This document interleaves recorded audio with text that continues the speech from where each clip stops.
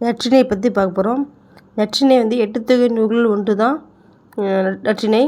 நல்ல திணை என்ற அடைமொழியால் போற்றப்படும் நூல் எதுன்னு கேட்டால் நற்றிணை தான். நல்ல திணை என்ற அடைமொழியால் அழைக்கப்படும் சிறப்பினை பெற்றது நற்றிணை. முதலாவது நற்றிணை வந்து 8 தொகை நூல்களுள் முதலாவது ஃபஸ்ட்டு வந்து இந்த நற்றிணை இருக்குது. முதலாவது வைத்து பாடப்படும் நூல் தான் நற்றிணை. மொத்தம் 400 பாடல்களை கொண்டது நற்றிணை.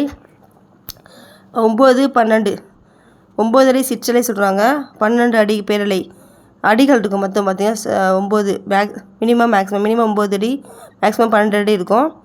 நற்றிணை தொகுத்தவர் யாருன்னா பன்னாடு தந்த பாண்டியன் மாறன் வழுதி. இது வந்து கடவுள் வாழ்த்து பாடலை பாடியவர் யாருன்னா பாரதம் பாடிய பெருந்தேவனார். போதனார் சொல்லுவாங்க, இதெல்லாம் சங்ககால புலவர். சங்ககால புலவர் தான் போதனார். இவர் வந்து நற்றிணையில் வந்து 110வது பாடல் வந்து பாடியிருக்காரு போதனார்.